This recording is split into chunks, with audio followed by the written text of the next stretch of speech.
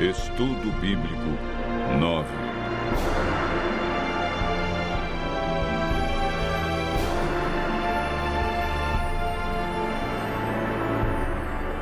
A verdade sobre a morte.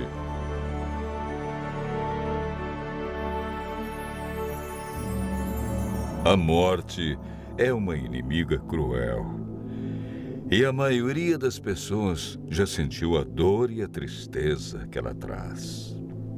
O assunto da morte tem sido um mistério que muitos tentam decifrar. Muitos têm especulado sobre o estado dos mortos. Para onde eles vão? Existe consciência na morte? Será a morte o fim ou apenas um estágio? Uma passagem para outras vidas.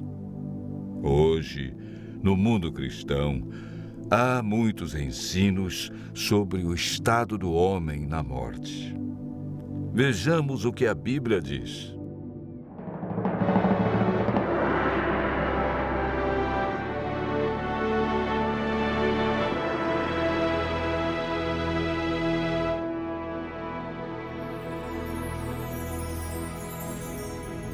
Antes de compreendermos o estado do homem na morte, precisamos entender a origem da vida. O homem é formado por dois ingredientes: pó da terra e fôlego de vida. A união desses dois elementos resulta em vida. Gênesis, capítulo 2, verso 7, declara: Então formou o Senhor Deus ao homem do pó da terra e lhe soprou nas narinas o fôlego de vida, e o homem passou a ser alma vivente. É importante notar que o homem, ao ser criado, não recebeu uma alma, mas se tornou alma vivente. Isto significa que quando falta um desses dois elementos, pó ou fôlego, a alma morre. Ezequiel afirma claramente em seu livro no capítulo 18, verso 4. A alma que pecar, essa morrerá. O ensino da imortalidade da alma não tem fundamento bíblico. Paulo afirma em 1 Timóteo, capítulo 6, versos 15 e 16, que a imortalidade é um atributo exclusivo de Deus. A Bíblia é clara em afirmar em Gênesis capítulo 3, verso 4, que a teoria de vida após a morte é um dos enganos do inimigo de Deus. Essa ideia foi propagada ao longo dos séculos através de influências pagãs e introduzida no cristianismo durante a Idade Média. A Igreja absorveu o conceito grego de corpo e espírito como entidades separadas, contradizendo assim o que Deus disse: certamente morrerás. Gênesis capítulo 2, verso 17. Gênesis 3, verso 19 declara: porque tu és pó e ao pó tornarás. Eclesiastes 12, verso 7 diz que por ocasião da morte, o pó volte à terra como era e o espírito volte para Deus que o deu. O espírito que ele deu na criação foi o fôlego de vida. A palavra espírito, que vem do hebraico ruach, ou nechamar, e do grego pneuma, é empregada centenas de vezes na Bíblia. Algumas vezes traduzida por fôlego e outras por espírito, podendo ser usadas alternadamente. Portanto, espírito na Bíblia nunca se refere a uma entidade consciente, desencarnada. Pelo contrário, Davi afirma: os mortos não louvam o Senhor, nem os que descem ao silêncio. Salmo 115, verso 17. O homem, ao ser criado, recebeu imortalidade condicional. Para mantê-la, deveria viver em obediência. Gênesis capítulo 2, versos 16 e 17.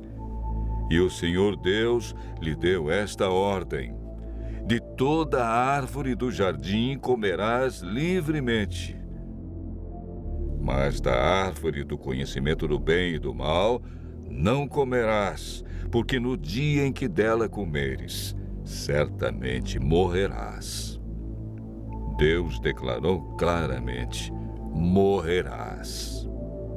Foi Satanás, através da serpente, quem declarou: é certo que não morrereis. Essa foi a maior mentira do universo que se mantém até os dias de hoje. Adão e Eva conheciam apenas um mundo cheio de vida, e a morte era um mistério. Eva desobedeceu a Deus, comeu do fruto proibido e o deu a Adão. Como resultado, o que Deus disse se cumpriu. A morte, a dor e o sofrimento passaram a existir. Após o pecado, herdamos uma natureza egoísta que não tem prazer em estar na presença de Deus. Lemos em Eclesiastes 9, versos 5 e 6. Os vivos sabem que hão de morrer, mas os mortos não sabem coisa nenhuma, nem tampouco terão eles recompensa, porque a sua memória jaz no esquecimento. Amor, ódio e inveja para eles já pereceram. Para sempre não têm eles parte em coisa alguma do que se faz debaixo do sol. A Bíblia diz que os mortos não sabem coisa alguma, portanto, não podem se comunicar com os seres vivos e nem os vivos com eles. A pessoa, quando morre, permanece na sepultura em um estado de inconsciência. Jesus considerou a morte como um sono. Antes de ressuscitar a Lázaro, afirmou: nosso amigo Lázaro adormeceu, mas vou despertá-lo. Jesus apresenta a solução para a morte em João, capítulo 5, versos 28 e 29. Não vos maravilheis disto, porque vem a hora em que todos os que se acham nos túmulos ouvirão a sua voz e sairão. Os que tiverem feito o bem para a ressurreição da vida, e os que tiverem praticado o mal para a ressurreição do juízo, que ocorrerá após os 1000 anos. O que receberão aqueles que participarem da primeira ressurreição, a ressurreição da vida? 1 Coríntios, capítulo 15, versos 51 a 53, declara: eis que vos digo um mistério. Nem todos dormiremos, mas transformados seremos todos, num momento, num abrir e fechar de olhos, ao ressoar a última trombeta. A trombeta soará, os mortos ressuscitarão incorruptíveis, e nós seremos transformados. Porque é necessário que este corpo corruptível se revista da incorruptibilidade e que o corpo mortal se revista da imortalidade. Desde que o ser humano pecou, perdeu a imortalidade, mas por ocasião da segunda vinda de Cristo, os que o aceitarem como Salvador receberão a dádiva da imortalidade conquistada por Jesus na cruz. João afirma, e o testemunho é esse, que Deus nos deu a vida eterna, e esta vida está no seu Filho. Aquele que tem o Filho tem a vida. Aquele que não tem o Filho de Deus não tem a vida. Cristo promete que o vencedor de nenhum modo sofrerá o dano da segunda morte. Aqueles que aceitam a Cristo e a salvação que Ele traz experimentarão a alegria indescritível por ocasião de sua vinda. Desfrutando felicidade plena, passarão toda a eternidade em companheirismo com seu Senhor e Salvador. Continue ouvindo a voz de Deus e seguindo a sua palavra, e desfrute pela fé a esperança da imortalidade.